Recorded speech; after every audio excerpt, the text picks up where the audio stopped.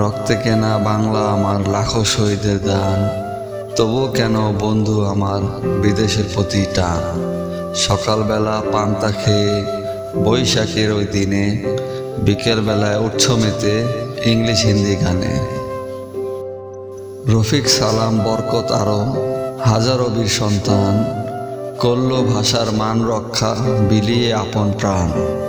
যাদের রক্তে রাঙানো 21, ওরা যে অম্লান, ধন্য আমার মাতৃভাষা, ধন্য তাদের প্রাণ। আমার ভাইয়ের রক্তে রাঙানো 21শে ফেব্রুয়ারি আমি কি ভুলিতে পারি।